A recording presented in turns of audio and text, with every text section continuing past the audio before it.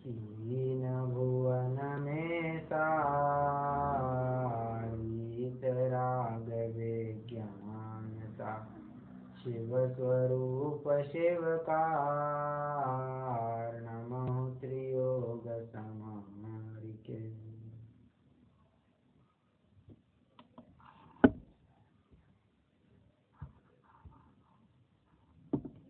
सामान्य शास्त्र तो न्यूनम, फिर से सामान्य शास्त्र तो न्यूनम विशेषो बलवान भवेत्। सामान्य शास्त्र से विशेष शास्त्र बलवान हुआ करता है। अर्थात किसी भी वस्तु की सामान्य जानकारी लेने से उसकी विशेष जानकारी लेना ये अधिक कार्यकारी होता है, ये अधिक बलवान होता है। जैसे हमें गाड़ी चलानी है, तो गाड़ी चलाने के लिए कितना ज्ञान आवश्यक है? सामान्य तो इतना चाहिए कि हाँ ये गाड़ी है, ये ड्राइवर की सीट यहाँ होती है, ये स्टीयरिंग व्हील होता है, ये यहाँ पर क्लच, ये सब जानना चाहिए। विशेष बात क्या? कब स्टार्ट करना, कब हैंड ब्रेक लगाना, कब ब्रेक लगाना, कब गियर कम ज़्यादा करना, ये विशेष ज्ञान हुआ करता है। अगर ये विशेष ज्ञान नहीं होगा तो सीधे ही कोई जाकर 6वें गियर पर जाके गाड़ी स्टार्ट करना चाहेगा तो संभव नहीं होगा। विशेष ज्ञान में वो एक पूरी प्रक्रिया दिख के आती है। उसी तर्ज पर यहाँ व्यवहार सम्यक्त्व की अभी चर्चा चल रही है, जिसमें 7 तत्वों का श्रद्धान, ये व्यवहार सम्यक्त्व का लक्षण बताया गया है। तो 7 तत्वों का श्रद्धान इतना सामान्य जानने से कोई हमारे प्रयोजन की सिद्धि तो होने वाली है नहीं। बस 7 तत्व है, इतना जान लिया तो क्या ऐसे फर्क पड़ा? कुछ नहीं। उसमें जब हम विशेष जानेंगे कि इसमें एक जीव है, अजीव है, आश्रव, बंध, संवर, निर्जरा, मोक्ष, ये जब जानेंगे, उनका सूक्ष्म रूप से स्वरूप समझेंगे, ये जीव या ये 7 तत्व कैसे बनते हैं कहने की अपेक्षा ये पर्याय कैसी बनती है, ये जब समझेंगे तब जाकर 7 तत्वों का श्रद्धान यथार्थ हुआ ऐसा कहेंगे, और फिर वो व्यवहार सम्यक्त्व कहलाने के पात्र होगा। ऐसा तो फिर कोई छोटा बच्चा है, उसे कह दिया तत्व 7 होते हैं,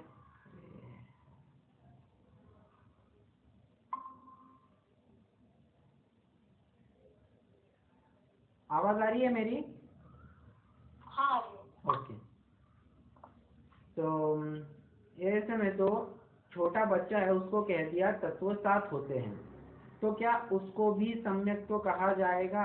नहीं, वो तो उसको सिर्फ शब्द परक ज्ञान हुआ है, संख्यात्मक ज्ञान हुआ है। जब उसका वो स्वरूप विशेष जानेगा तभी उसका विशेषपना ख्याल में आएगा। उसी तर्ज पर अभी यहाँ प्रत्येक तत्व का विस्तार किया जा रहा है, जिसमें सर्वप्रथम तो जीव तत्व को उसका स्वरूप कहा जा रहा है। हालांकि दूसरी ढाल में हम 7 ही तत्वों का स्वरूप और तत्संबंधी भूले ये देखकर आ गए हैं, और वहाँ पर स्वरूप में अत्यंत संक्षेप में कुछ 2-3 शब्दों में ही पूरा स्वरूप बताने का पंडित जी ने अच्छा प्रयास किया था, परंतु यहाँ और विशेष रूप से बता रहे हैं। जीव का स्वरूप हमने क्या देखा था? वैसे सामान्य रूप से हम जीव का स्वरूप क्या जानते हैं? जो जानने देखने वाला होता है वो जीव होता है, बराबर। और यही बात दूसरी ढाल में भी आई थी, चेतन को है उपयोग रूप, बिन मूरत चिन्ह मूरत अनु, ऐसा जीव का स्वरूप आया था। हालांकि वो सिर्फ एक ही पंक्ति में दिया था। अभी यहाँ जीव का विशेष रूप से स्वरूप समझाया जाएगा कि जीव कितने प्रकार के होते हैं, फिर उनके और प्रभेद बताएंगे, कौन सा योग्य है, कहाँ उसकी भूल चल रही है, ये सब बातें इस जीव तत्व के अंतर्गत अभी बताने वाले हैं। वैसे आगे बढ़ने से पहले हम पहले ये देख लेते हैं इन 7 तत्वों का ऐसा ही क्रम क्यों रखा गया है। मतलब पहले जीव, अजीव, आश्रव, बंध, संवर, निर्जरा और मोक्ष, इन 7 तत्वों का क्रम ऐसा ही क्यों रखा गया है। तो सबसे पहला जीव, उपदेश जीव को दिया जा रहा है, सुखी भी जीव को ही होना है, निर्णय करने वाला जो है वो भी जीव ही है, दुख से हटना भी जीव को है। कोई अजीव को थोड़ी ना दुख से हटना है, उसमें तो ऐसी कोई बात है ही नहीं, बराबर। इसीलिए जीव को सर्वप्रथम स्थान पर रखा गया और अजीव को फिर दूसरे स्थान पर क्यों रखा है, क्योंकि अजीव का जीव के ऊपर उपकार हुआ करता है। और तत्वार्थ सूत्र का एक सूत्र है,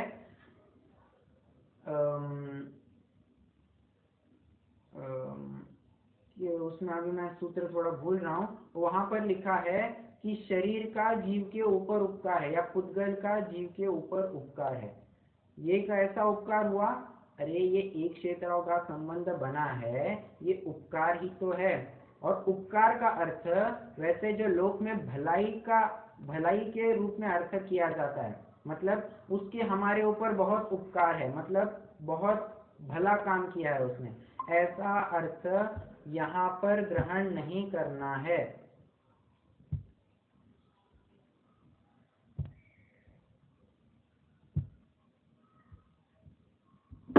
उपकार मतलब होता है उपकार, निमित्त, ठीक है। तो अजीव ये जीव के लिए निमित्त हुआ करता है, इसलिए उसे दूसरे नंबर पर रखा गया। फिर जीव ने अजीव में एकत्व किया, ममत्व किया, कर्तृत्व किया, भोक्तृत्व किया, तो उससे आश्रय हुआ, कर्मों का आश्रय हुआ। जब आश्रय हुआ तो बंध भी हुआ ही। फिर तत्पश्चात जब उसे अपनी भूल ख्याल में आई, तब उसने कर्मों को आने से रोक दिया, तो संवर हो गया। जब रोक दिया तो जो पहले ही आए हुए कर्म थे उनको खिराना शुरू कर दिया, तो ये निर्जरा हो गई। ये तो एक देश स्तर पर हो गया, और जब अपनी आत्मा में पूर्ण स्थिर हो गया तो उसको मोक्ष हो गया, बराबर। तो इस क्रम से ये 7 तत्व बताए गए हैं। ये एक सेटेड सीक्वेंस है, क्योंकि लॉजिक भी इसी तरह यहाँ पर बैठता है। चलिए, ये तीसरे छंद का भी हमारा अर्थ हो गया है। बस एक बार भावार्थ पढ़ लेते हैं, कल पढ़ना नहीं हुआ था, तो उसको पढ़कर हम चौथे छंद की तरफ आगे बढ़ेंगे। चौथा छंद और 5वां छंद ये अत्यंत सरल छंद है, उसमें ज्यादा कठिन बात कुछ नहीं होगी। देखिए, पहले यहाँ का भावार्थ पढ़ते हैं। निश्चय सम्यक दर्शन के साथ व्यवहार सम्यक दर्शन कैसे होता है, उसका यहाँ वर्णन है। जिसे निश्चय सम्यक दर्शन न हो, उसे व्यवहार सम्यक दर्शन भी नहीं हो सकता। इसकी चर्चा हम पिछली 2 कक्षाओं में करते आए हैं, ठीक है। निश्चय श्रद्धा सहित 7 तत्वों की विकल्प राग सहित श्रद्धा को व्यवहार सम्यक दर्शन कहा जाता है। विकल्प राग सहित श्रद्धा, विकल्प मतलब ऑप्शन, या कहिए कि भेद। विकल्प मतलब क्या होता है, भेद। सो भेद पूर्वक जो हमने 7 तत्वों का श्रद्धान किया, ये जीव, ये अजीव, ये भिन्न भिन्न है, ऐसा जो हमने श्रद्धान किया, ज्ञान किया, श्रद्धान किया, सो व्यवहार सम्यक कहलाएगा, ठीक है।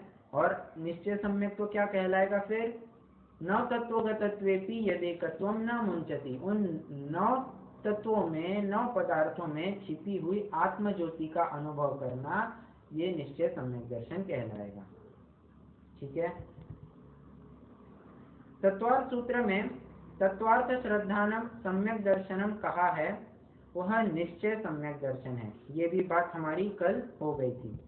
यहाँ जो 7 तत्वों की श्रद्धा कही है, यहाँ मतलब इस छेड़ाला में वह भेद रूप है, राग सहित है, इसलिए वह व्यवहार सम्यक दर्शन है। निश्चय मोक्ष मार्ग में कैसा निमित्त होता है वह बतलाने के लिए यहाँ तीसरा पद कहा है, किंतु उसका ऐसा अर्थ नहीं है कि निश्चय सम्यक्त्व बिना व्यवहार सम्यक्त्व हो सकता है। चलिए, ये तीसरे छंद का भावार्थ हो गया है। अभी हम एक साथ चौथे छंद का पाठ करते हैं। बहिरात्म अंतरात्म परमात्म जीव त्रिधा है, देह जीव को एक गिने बहिरात्म तत्वमोधा है। उत्तम मध्यम जगन त्रिविध के अंतर आत्म ज्ञानी, द्विविध संग बिन शुद्ध उपयोगी मुनियोत्तम निज ध्यानी। देखिए, यहाँ पर जीव के भेद बताए जा रहे हैं। एक बात मैं तीसरे छंद में कहनी थी, तो अभी याद आ गई है। तिनको सुन सामान्य विशेष, ये सामान्य विशेष की अभी चर्चा चल रही है। वैसे जब हम प्रवेशिका में विश्व द्रव्य गुण पर्याय की चर्चा करके आए थे, तब वहां हमने सामान्य विशेष कैसे घटित किया था, कोई बताएगा? गुणों के उसमें सामान्य गुण और विशेष गुण। नहीं, वो तो सामान्य गुण विशेष गुण वो बात सही है, परंतु मैं चलिए मैं ही बता देता हूँ। जब विश्व को सामान्य कहेंगे तब द्रव्य को उसका विशेष कहा जाएगा। एक विश्व और उसमें रहने वाले 6 द्रव्य, तो ये 6 द्रव्य विशेष हो गए। जब एक द्रव्य को सामान्य कहा जाएगा तब उसके अनंत गुणों को उसके विशेष कहे जाएंगे। जैसे एक जीव, उसके आधार से रहने वाले ये ज्ञान, दर्शन, सुख, चारित्र, वीर्य इत्यादि अनंत गुण, ये उसके विशेष हो गए। जब गुण को सामान्य कहा जाएगा तब उसकी पर्याय को विशेष कहा जाएगा। जैसे ज्ञान, यह सामान्य, फिर मति ज्ञान, श्रुत ज्ञान, केवल ज्ञान, ये उनकी पर्याय हो गई, तो उनके विशेष हो गए। और जब पर्याय को भी सामान्य कहेंगे तब मुझे बताएगा विशेष किसे कहेंगे?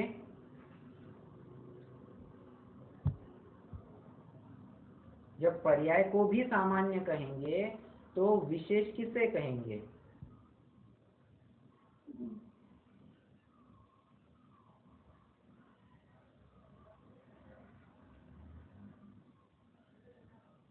अरे, अविभाग प्रतिच्छेद को विशेष,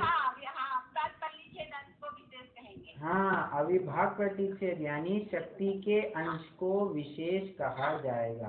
ठीक है, तो ये बस एक जाते जाते बात याद आ गई, तो पूछ ली, रिविजन भी हो गई, कोई बात नहीं। आइए अपने चौथे छंद में, यहाँ जीव के 3 प्रकार से भेद किए जा रहे हैं, बहिरात्मा, अंतरात्मा और परमात्मा। ठीक है, वैसे जीव के तो यूजुअली 2 भेद किए जाते हैं, संसारिणो मुक्ताश्च, बराबर, एक है संसारी, एक है मुक्त। परंतु अन्य अपेक्षा से जीव के 3 भेद भी किए जाते हैं। मतलब जीव 3 प्रकार का होता है, पहला बहिरात्मा, दूसरा अंतरात्मा, तीसरा परमात्मा। इसी को हम सामान्य शब्दों में कहें तो बहिरात्मा मतलब विराधक हो गया, अंतरात्मा मतलब साधक हो गया, परमात्मा मतलब साध्य हो गया, बराबर। तो सामान्य शब्दों में हम ऐसा भी कह सकते हैं। अभी इसमें मेरा एक प्रश्न है, मैंने अभी कहा जीव 3 प्रकार के होते हैं, तो क्या ये कथन सही है?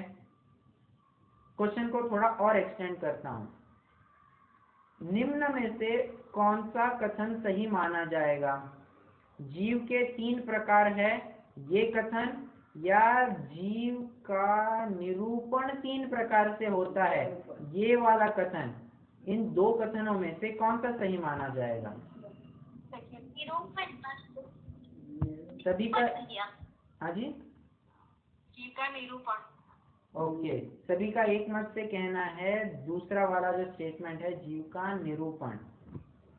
देखिए प्रकार में तो दो, हाँ जी, प्रकार तो दो है जीव के। अरे वही तो पूछ रहा हूँ, प्रकार या उनका निरूपण। मेरा तो इस प्रकार से प्रश्न है। निरूपण निरूपण निरूपण ना, देखिए तो मैं इसका उत्तर देता हूँ कि दोनों ही स्टेटमेंट सही है। सिर्फ एक स्टेटमेंट सही नहीं है, दोनों ही कथन सही है। जो हमने दूसरा स्टेटमेंट कहा कि जीव का निरूपण 3 प्रकार से होता है, सो हमने 8वां नय जो कि परम शुद्ध निश्चय नय है उसकी अपेक्षा से कहा। परम शुद्ध निश्चय नय में तो एकमात्र जीव दिखाई देता है, उसके किसी भी प्रकार विशेष नहीं दिखाई देते हैं, बराबर। तो इस अपेक्षा से निश्चय का कथन अगर लेंगे तो वो तीसरा नय मतलब 8वें नय की तरफ से वो स्टेटमेंट सही माना जाएगा। परंतु जो पहला कहा कि जीव 3 प्रकार का होता है वो भी कथन सत्य माना जाएगा व्यवहार की अपेक्षा से। व्यवहार कहिए या किसी हद तक निश्चय में भी ये बात चली जाएगी। ये कैसे, हम थोड़ा सा इसमें समझने की कोशिश करते हैं। वैसे ये जो अभी चर्चा चलेगी अपनी 2-5 मिनट, घबराइए नहीं, थोड़ी सी टफ लगेगी परंतु मैं सरल करने की कोशिश करता हूँ। ये बात जो अभी चलेगी वो आगे आपको नए चक्र में पढ़ाई जाने वाली है, फिर भी आपको बताता हूँ। पर वस्तु को अपना कहना ये मिथ्या ज्ञान हुआ, ऐसा तो निश्चय कहता है। परंतु अगर हम पहला नय और दूसरे नय की बात करें तो ये कथन भी सत्य माना जाएगा। क्यों? क्योंकि वे उपचरित असद्भूत और अनुपचरित असद्भूत, वे असद्भूत व्यवहार नय हैं, तो असद्भूत में ये बात चल जाती है। या थोड़ा और आगे बढ़ेंगे तो प्रवचन सार में तो इतना तक कहा है, तब कालम तम मयंती पन्नतम। जीव जिस काल में जैसा होता है उसी रूप वो कथन किया जाता है। जैसे जीव अगर अभी क्रोध कर रहा है तो उसको क्रोधी जीव ऐसा नहीं, सीधा क्रोध ऐसा ही कह दिया जाएगा। ये समय सार की 125वीं गाथा भी है, को अजुते को हो मानु अजुते अमान में वाहो, माओ अजुते माया लोहो अजुते हवदी लोहो। कह रहे हैं क्रोध से युक्त जीव क्रोधी जीव नहीं, क्रोध ही है। मान से युक्त जीव मानी जीव नहीं, मान ही है, ऐसा लगा लेना चाहिए। उसी तर्ज पर हम कह रहे हैं जो अभी जीव मिथ्यात्व में है तो उसको सीधा मिथ्यात्वी ऐसा ही कह दिया जाएगा। उसको मिथ्यात्वी जीव या उसका निरूपण 3 प्रकार से हो रहा है, ये हर जगह ये स्टेटमेंट लागू नहीं पड़ेगा, क्योंकि सर्वत्र अगर निश्चय का ही पक्ष कर बैठेंगे तो व्यवहार का तो लोप ही हो जाएगा, बराबर है। वो पिछली कक्षा में भी बात आई थी कि क्या जयी जिनमयम पवज्जः तामा व्यवहार निश्चये मुनः एकेन विना छिज्जयि तिस्थम अन्येन पुनतच्चम। अगर व्यवहार का लोप करेंगे तो तीर्थ का लोप होगा और निश्चय का लोप करेंगे तो तत्व का लोप होगा। इसलिए हमेशा निश्चय का ही पक्ष लेना अच्छा नहीं हुआ करता है, अन्यथा ये लोक व्यवहार तो किसी काम का नहीं होगा। जैसे ऐसा स्कूल में अनाउंस कर दिया कि कल सुबह 9 बजे बच्चों की एक्स्ट्रा क्लास ली जाएगी, तो ऐसे में सिर्फ अगर बच्चे कह दिए गए तो इसमें क्या खुलासा होने वाला है, कौन से बच्चे, LKG UKG की बात कर रहे हैं या 11वीं 12वीं के बच्चों की बात कर रही है, स्पेसिफाई तो करो। तभी तो जाकर समझ में आएगा, नहीं तो फिर ऐसे में तो काम ही नहीं बन पाएगा। इसलिए दोनों ही कथन सत्य माने जाएंगे। ठीक है, ये पूरी बात समझ में आई आपको? सभी आप रिस्पॉन्ड करें तो फिर मुझे भी समझ में आएगा। हाँ हाँ हाँ, आ गई। हाँ आ गई। ओके, तो मैं फिर से एक बार वो रिपीट करा दूं। जीव 3 प्रकार के होते हैं, ये भी कथन सत्य माना जाएगा व्यवहार की अपेक्षा से। और जीव का निरूपण 3 प्रकार से होता है, ये भी कथन सत्य माना जाएगा निश्चय की अपेक्षा। ठीक है, तो ये 2 पॉइंट समरी पॉइंट हो गए। ठीक है, अभी आते हैं हमारे मूल विषय में। 3 भेद कौन से बताए जा रहे हैं? बहिरात्मा, अंतरात्मा और परमात्मा। तो मैंने यहाँ पर एक चार्ट बनाया हुआ है। मैं 1 मिनट स्क्रीन ही शेयर करूं।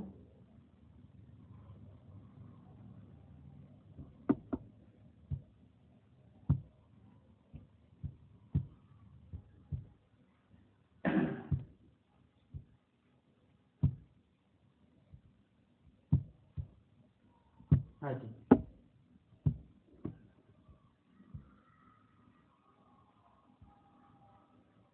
स्क्रीन दिख रही होगी आपको।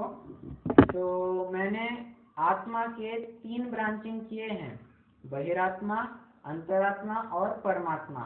फिर उनके और प्रभेद किए हैं और गुणस्थान अपेक्षा उनकी चर्चा की हुई है।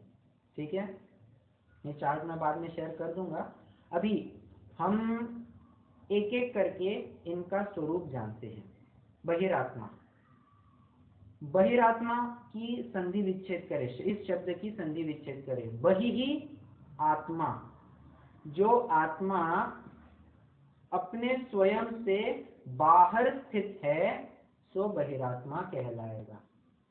बात सही है? ये हम सामान्य अर्थ किए जा रहे हैं। अंतरात्मा, अंतर आत्मा अपने आत्मा में जो स्थित है वो अंतर आत्मा।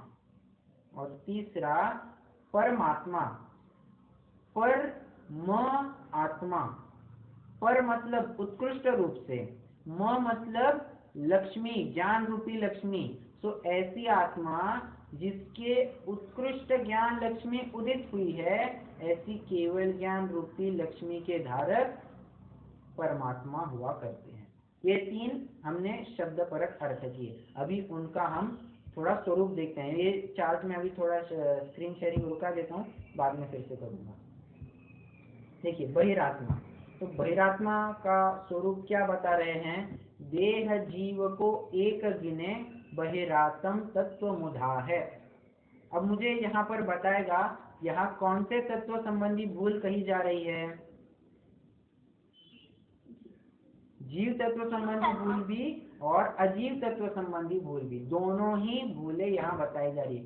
अब बस अपेक्षा जैसे घटित कर रहे हैं वैसे दोनों को एक तो मान रहा है, परंतु किस तरह से, किस एंगल से एक मान रहा है वो भी देखना जरूरी होगा।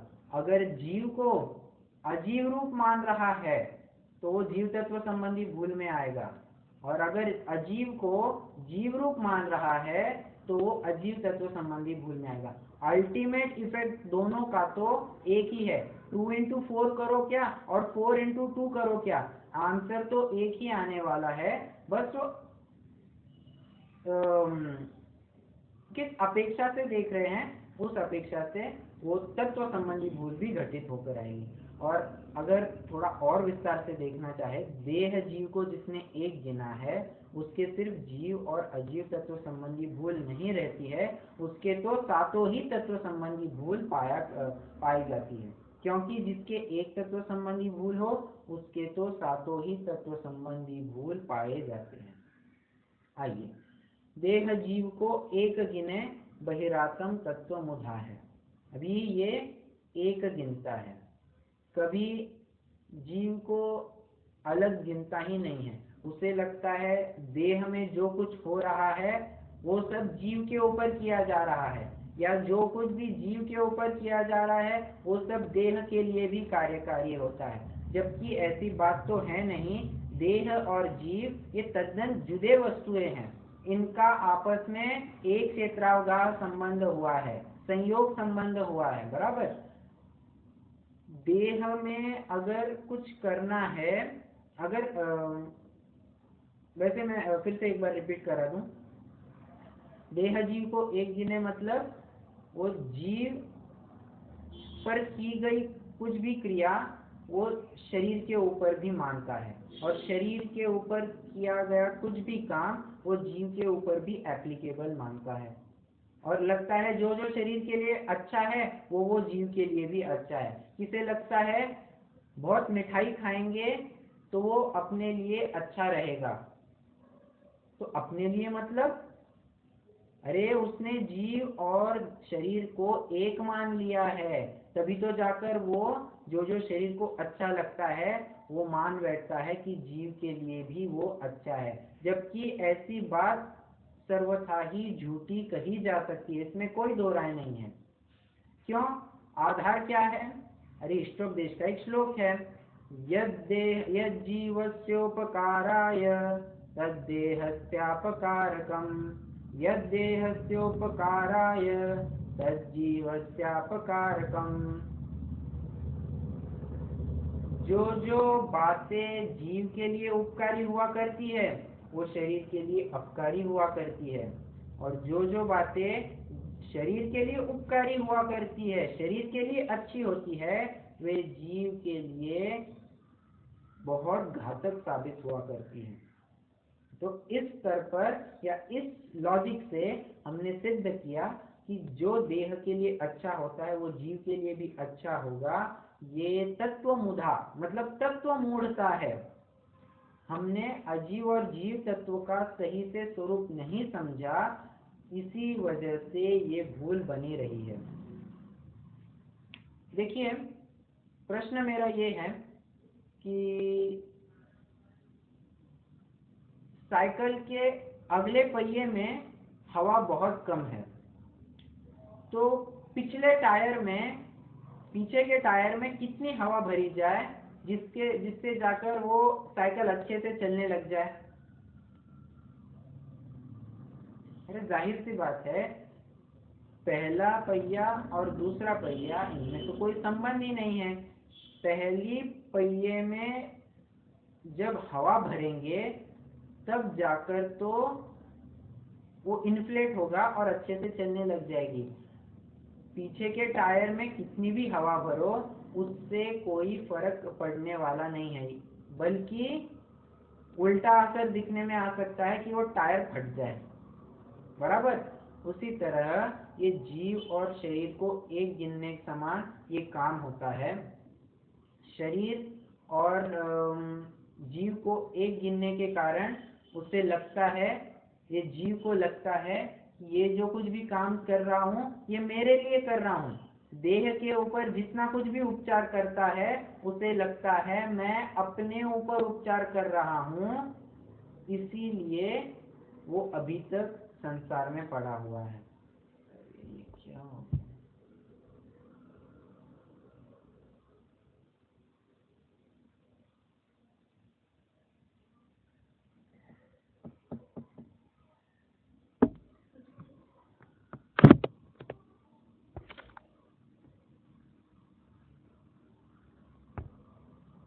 तो मैं यही बात कह रहा था कि इसने जीव और शरीर को एक मान लिया है, इस वजह से उसे लगता, जीव को लगता है कि मैं शरीर पर उपचार कर रहा हूँ, उससे मुझे स्वयं को ही लाभ हो रहा है।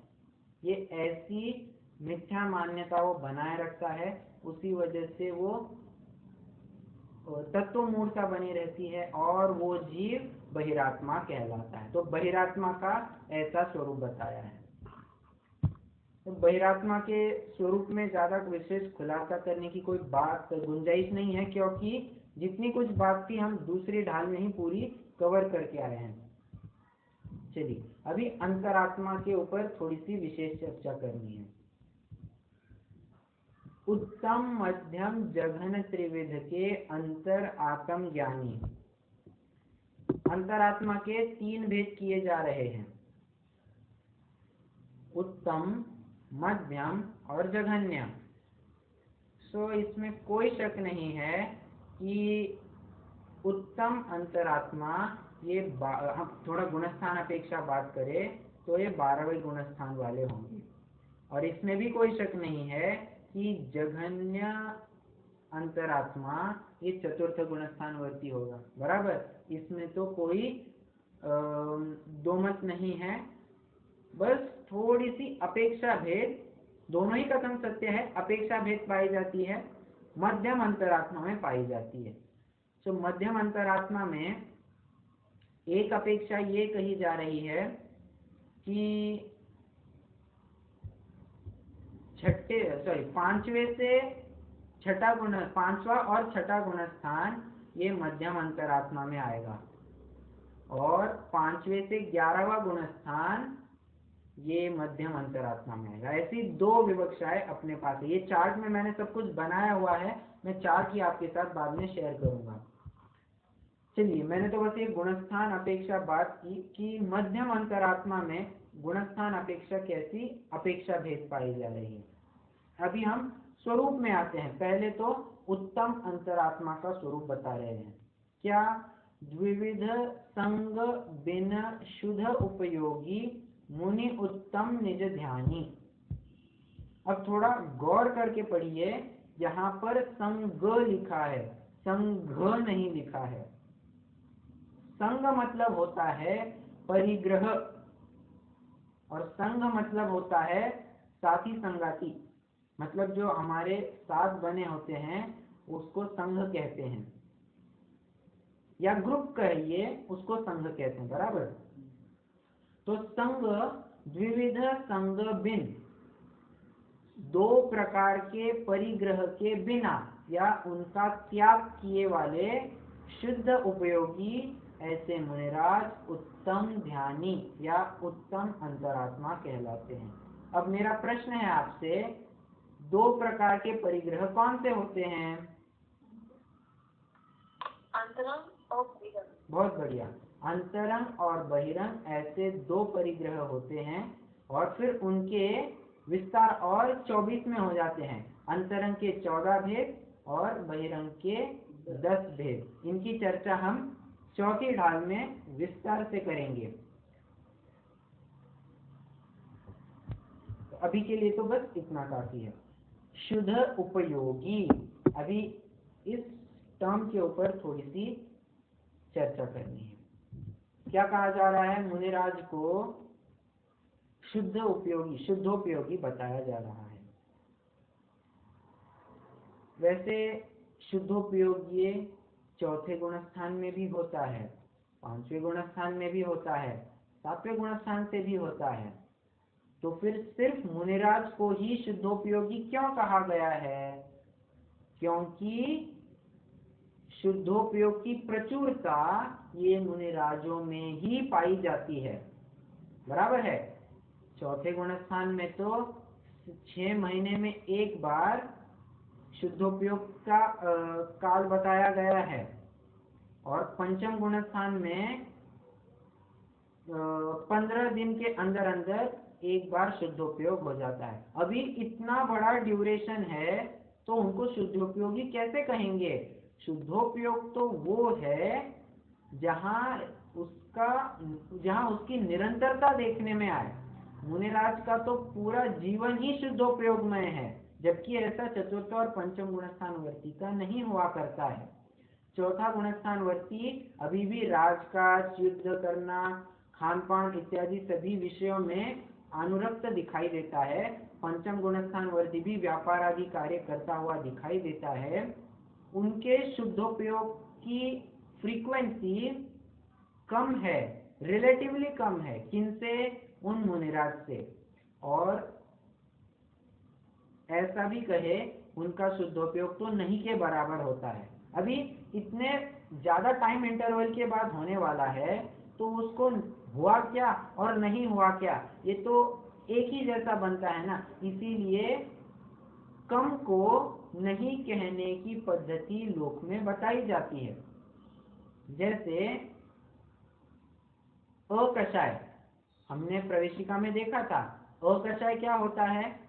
जो कषाय नहीं वो अकषाय नहीं।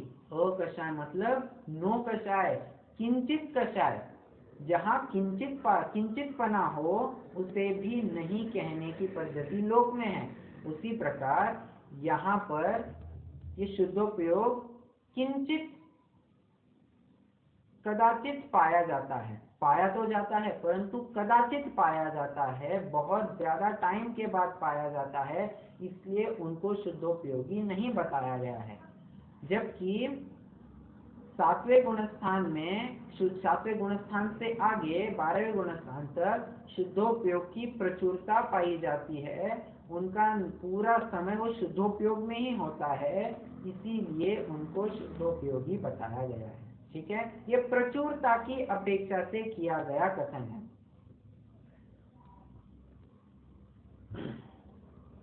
मुनि उत्तम निज ध्यानी। एक बात कहनी थी।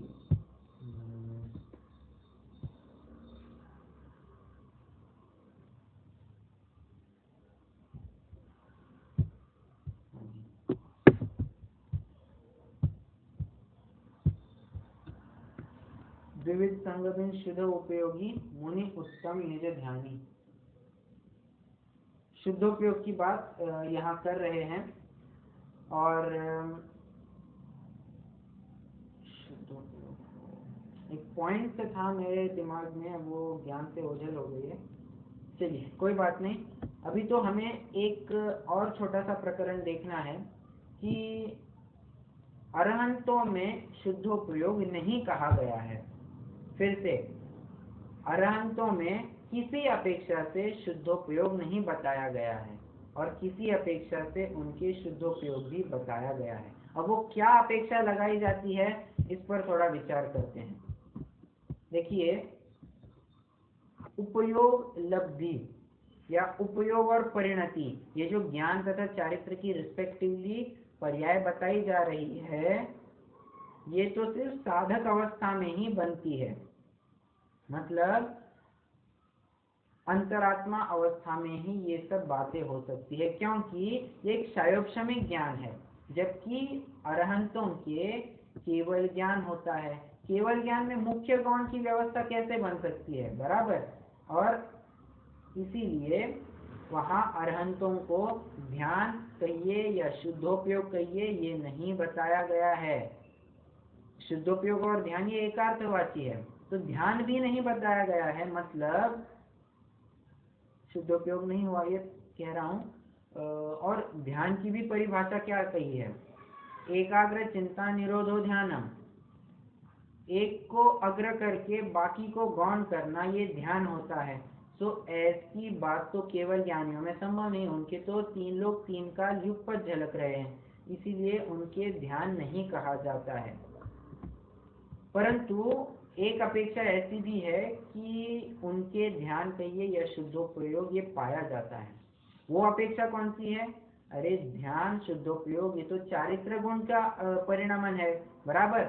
और हम वहां पर चारित्र कह रहे हैं, चारित्र गुण सम्यक चारित्र कह रहे हैं, तो फिर इस अपेक्षा से वो है या नहीं, इसीलिए कहा जाता है कि उनके शुद्धोपयोग पाया जाता है। ये थोड़ी सी आपको भारी चर्चा हुई होगी, मैं एक बार फिर से इसको रिपीट करता हूँ। देखिए, केवल ज्ञानियों के शुद्धोपयोग बताया भी जाता है, नहीं भी बताया जाता है। अपेक्षा लगानी चाहिए। बताया किस अपेक्षा से है? तो शुद्धोपयोग कहिए, ध्यान कहिए, ये तो सब चारित्र गुण की ही पर्याय है। और उनके चारित्र गुण का संभव तो सम्यक चारित्र पाया जाता है, बराबर। तो सम्यक चारित्र पाया जा रहा है, तो ध्यान और शुद्धोपयोग कहेंगे या नहीं कहेंगे? कहेंगे। परंतु दूसरी अपेक्षा जब हम विचारते हैं, क्या कि उपयोग लब्धि या मुख्य गौण की व्यवस्था ये अरहंतों में संभव नहीं है, ये सिर्फ हम मतिश्रुत ज्ञानियों में ही संभव है।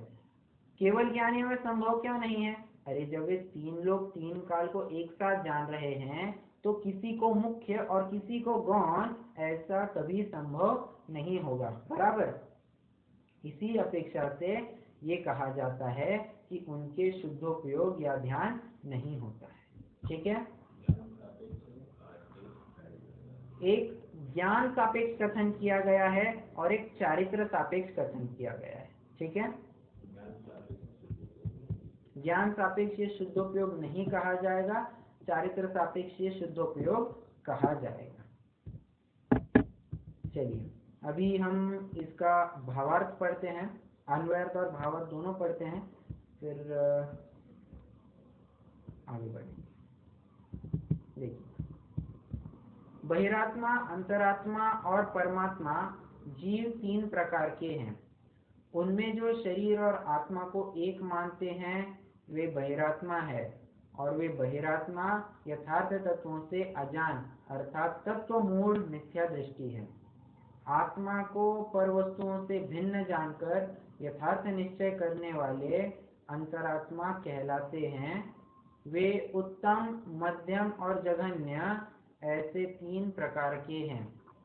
उनमें अंतरंग तथा बहिरंग ऐसे दो प्रकार के परिग्रह रहित शुद्ध उपयोगी आत्मध्यानी दिगंबर मुनि उत्तम अंतरात्मा है।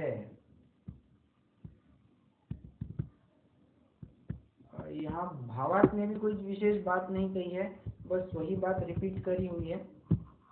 तो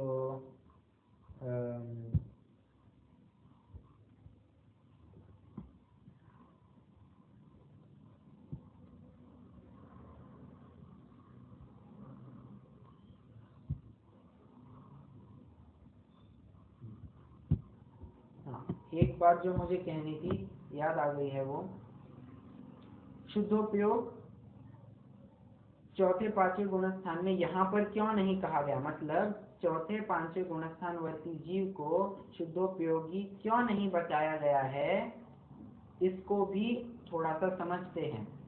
देखिए, छठवां गुणस्थान तो शुद्धोपयोग का है ही नहीं, वो तो पूरा शुभोपयोग का ही है। वहां पर सभी पुण्य भाव की ही बात चलती है। तो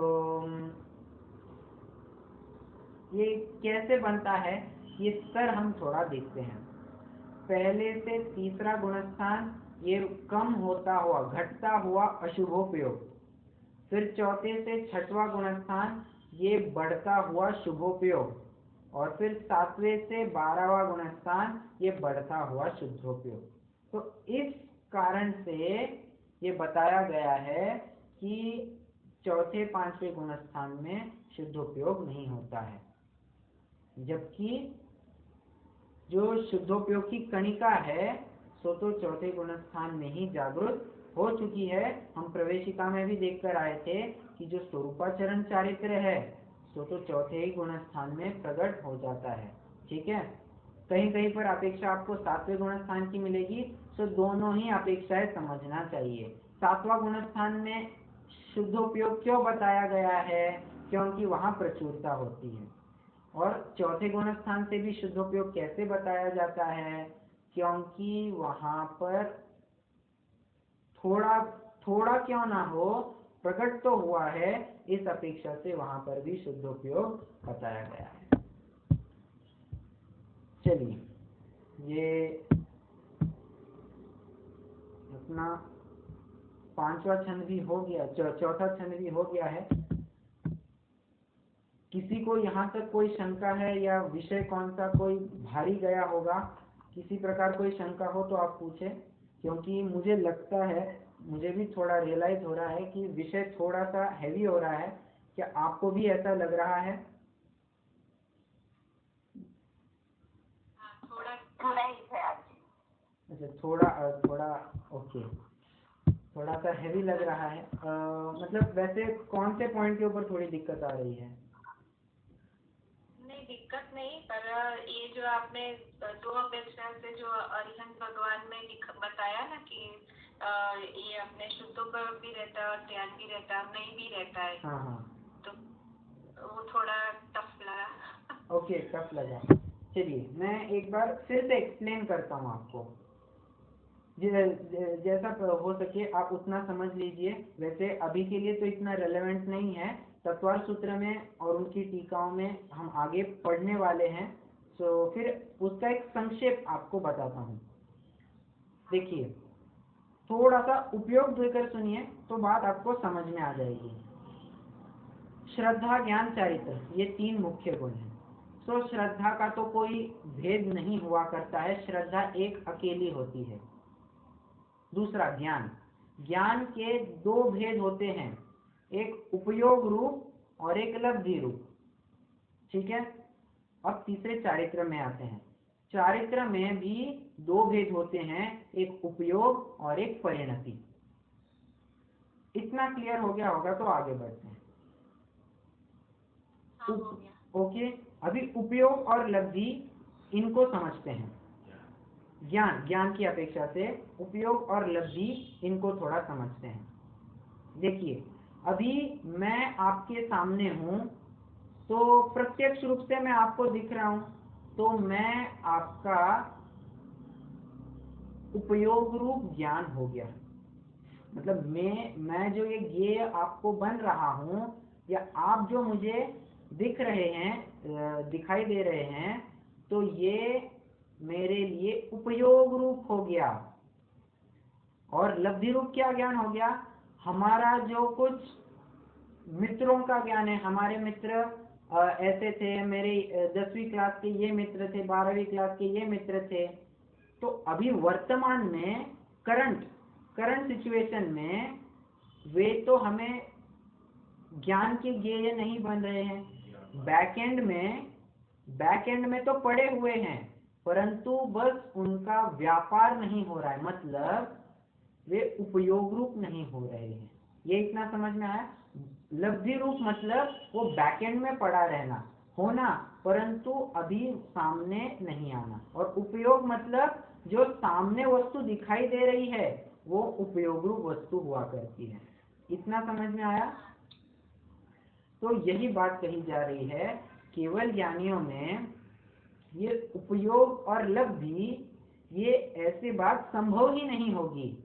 क्यों?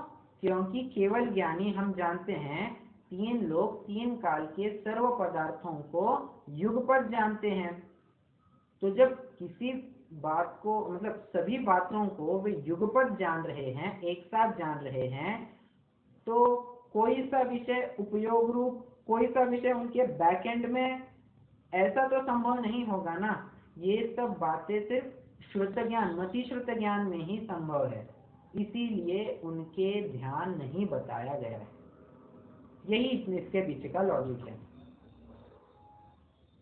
अब समझ में आया। हुआ क्लियर? ओके। और फिर दूसरी बात तो वो चारित्र अपेक्षा की है कि उनके तो सम्यक चारित्र बताया गया है, और ध्यान ये तो चारित्र गुण की पर्याय है, तो इस अपेक्षा से उनके चारित्र या ध्यान भी कह दिया जाता है। और ध्यान भी लगता किसके लिए है? जब कर्म विद्यमान हो तभी तो ध्यान लगता है। जब कर्म ही नहीं बचे हैं तो ध्यान लगेगा किसके लिए? बराबर है। वो जो अघाती कर्म है वे कर्म थोड़ी ना है, उनकी वजह से थोड़ी ना संसार रुका हुआ था। संसार जो रुका पड़ा था वो घाती कर्मों की वजह से रुका था। जब उनका नाश हो गया, उनके नाश के लिए ध्यान का प्रयोग हुआ था, तो काम बन गया है, अभी उसकी कोई जरूरत नहीं है। ठीक है, तो ये भी एक अपेक्षा रही है। चलिए, तो अभी हम 5वें छंद की तरफ आगे बढ़ते हैं।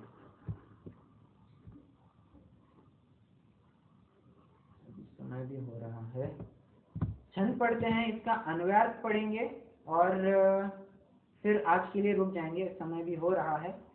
देखते हैं।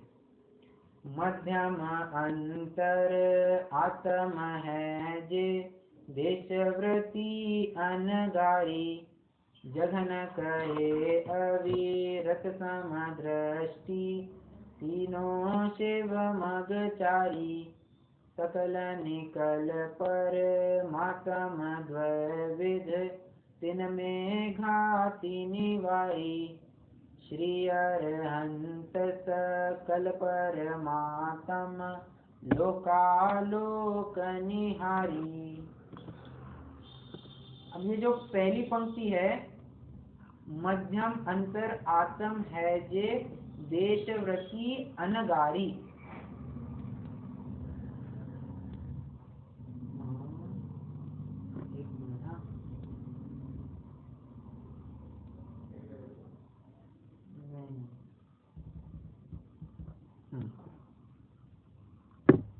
देशव्रती और अनगारी, इन दोनों को मध्यम अंतरात्मा में लिया गया है। देशव्रती और अनगारी मतलब पांचवा गुणस्थान और छठवां गुणस्थान, ये मध्यम अंतरात्मा में लिया गया है। ठीक है। अनगारी मतलब होता है मुनि। ठीक है। अन आगारी, अगार मतलब होता है स्थान, रहने का स्थान, रुकने का स्थान। जैसे बस अगार मतलब बस के रुकने का स्थान, उसी प्रकार अगार मतलब होता है घर। तो जिन्होंने घर का त्याग कर दिया है ऐसे अनगारी वे मुनिराज, छठवें गुणस्थानवर्ती मुनिराज। तो पांचवा गुणस्थानवर्ती श्रावक, छठवें गुणस्थानवर्ती मुनि, ये मध्यम अंतरात्मा में लिए हैं। मुझे यहाँ पर एक बात कहनी है, कहीं कहीं जिनवानियों में आगारी ऐसा शब्द आया है, तो आगारी कहेंगे तो पूरा अर्थ का अनर्थ ही हो जाएगा, इसलिए वो आगारी नहीं बनेगा। पर उसमें से भी अगर हमें अर्थ बराबर निकालना है तो कैसे निकालेंगे? आगारी, आगार से रहित, ऐसे आगारी, आगारी ऐसा अर्थ करेंगे, परंतु अनगारी यही ज्यादा उचित प्रतीत होता है। ठीक है। ये मध्यम अंतरात्मा में गिने हैं। जघन्य अंतरात्मा में अविरत समदृष्टि मतलब चौथे गुणस्थानवर्ती, और ये तीनों शिवमगचारी है। ये तीनों कौन से? तीनों किनकी बात कर रहे हैं? अंतरात्मा। बराबर। तो जघन्य, मध्यम और उत्तम अंतरात्मा तीनों शिवमगचारी। ये ऐसा नहीं समझ लेना कि देशव्रती एक, अनगारी दूसरा और अविरत समदृष्टि तीसरा, ये तीनों शिवमगचारी, ऐसा नहीं। वो पहले के छंद से अनुवृत्ति लगाना, उत्तम की बात कही, मध्यम, अब जघन्य, तो ये तीनों शिवमगचारी है। वैसे ये भी है, परंतु एक व्यापक अर्थ लिया जा रहा है। सकल निकल परमात्म द्वैविद, तीन में घाती निवारी, श्री अरहंत सकल परमात्म लोका लोक निहारी। सकल और निकल परमात्मा, तो अभी परमात्मा में एंटर हो चुके। हम इसकी विशेष चर्चा अगली कक्षा में करेंगे। अभी बस एक सामान्य अर्थ करके बात को यहीं विराम देंगे। परमात्मा, परमात्मा के दो भेद कर रहे हैं, एक सकल परमात्मा, एक है निकल परमात्मा। तो निकल मतलब निकल गए हैं वो वाले परमात्मा, तो वैसा तो संसार से निकल गए हैं वे परमात्मा, ऐसा अर्थ सामान्य तौर पर ले सकते हैं, परंतु यहाँ पर एक विशेष अर्थ लिया गया है। सकल, निकल, कल मतलब होता है शरीर, बराबर, और स मतलब होता है सहित। तो शरीर से सहित जो परमात्मा है वे सकल परमात्मा, और ऐसे परमात्मा जिनका शरीर का ही अभाव हो गया है, द्रव्य कर्म, भाव कर्म, नौ कर्म तीनों का अभाव हो गया है, पांचों ही प्रकार के शरीर हट गए हैं, तो वे निकल परमात्मा कहलाएंगे। ठीक है। द्वैविध, तीन में घाती निवारी, श्री अरहंत सकल परमात्म लोका लोक निहारी। तो सकल परमात्मा में किनको लिया है? जो 13वें गुणस्थान और 14वें गुणस्थानवर्ती अरहंत है, अरहंत परमेष्ठी है, उनको सकल परमात्मा में लिया, क्योंकि उनके अभी सिर्फ घाती कर्मों का ही अभाव हुआ है, अघाती कर्म अभी भी शेष है। और फिर निकल परमात्मा में तो गुणस्थानातीत सिद्ध भगवान को ही गर्भित किया गया है। तो ये पांचवें छंद का हमने एक सामान्यतः रूपरेखा देखी है, इसकी विशेष चर्चा हम अगली कक्षा में करेंगे। कोई किसी भी प्रकार की शंका हो आप रख सकते हैं। कोई एग्ज़ाम संबंधी बात हो तो भी आप नोट करके रखें। वो क्विज़ के बारे में मैं कर रहा हूँ। कल तक आपको मैं क्विज़ दे ही दूँगा, तो उसकी भी चिंता नहीं। तो पेपर संबंधी भी कोई बात हो तो आप रख सकते हैं, नहीं तो फिर आज विराम लेंगे। भैया जैसे छाता के कुछ बता ज़्यादा तो दीदी आपकी आवाज़ नहीं आ रही है ठीक से। हेलो। हाँ हाँ, आपने अभी थोड़ी देर पहले पूछा था कि उन्हें टॉपिक भारी तो नहीं होता। हाँ हाँ तो फिर रिगार्डिंग कहना था कि जैसे जो छैगाला जो है वो हमारे मतलब जैसे पाठशाला वगैरह में एक बार हुई है। तो ओके उसमें जो नॉर्मल अगर सिर्फ अन्वया तो भावार्थ पढ़ेंगे तो वो तो जैसे कॉमन हो जाता है। ओके अगर आप जैसे अगर थोड़ा डीप में लेते हो ना हाँ तो कुछ नई बात लगती है, कुछ ओके नया उभर के आता है ओके और उसमें ज्यादा अच्छा डिटेल में एनालिसिस होता है तो ज्यादा अच्छा लगता है। ओके ओके तो आपकी ये राय है कि मैं थोड़ा और गहराई में एक्सप्लेन करूँ, राइट?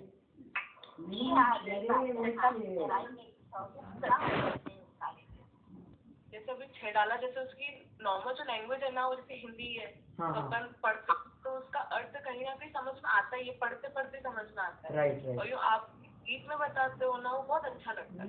ओके ओके ठीक है। तो अच्छी बात है कि आपको ये विषय रुचिकर लग रहा है और जितनी भी बातें हमारी चर्चा में आ रही है ये भी आपको भले ही समझ में नहीं आए पर रुचिकर लग रही है, तो ये अच्छी बात है। इसमें आप आपको डिटेल में बताऊँ तो ना वो बहुत सारी बातें तो पहली बार सुन रहे हैं, कुछ तो पता ही नहीं है। छैगाला कर दी पर पता ही नहीं था कि ऐसा भी होता है, तो अच्छा है, बहुत कुछ जानने मिल रहा है। वैसे तो इसका पूरा श्रेय पंडित सचिन जी को ही जाता है, क्योंकि उन्होंने ही बहुत मेहनत परिश्रम करके स्वयं से पढ़ाई करके ये सब अनेक अनेक ग्रंथों का शास्त्रों का स्वयं अध्ययन करके अर्थ किया है। और फिर उसी को प्रवचन को सुन के मैं थोड़ा और सिंप्लीफाइड वे में बताने का प्रयत्न करता हूँ। फिर अपनी भी कुछ बातें हो, थोड़ा अपना विचार भी प्रस्तुत करने का प्रयास रहता है, तो फिर इसी के साथ अपना काम होता है। चलिए अच्छी बात है, आपको समझ में आ रहा है तो रिकॉर्डिंग मिलेगी क्या? और हाँ जी जो छूट आपकी उसकी रिकॉर्डिंग मिलेगी क्या आपकी यूट्यूब पे या कहीं? हाँ हाँ रिकॉर्डिंग में शेयर कर दूंगा। ठीक है। ओके चलिए जिनवाणी स्तुति।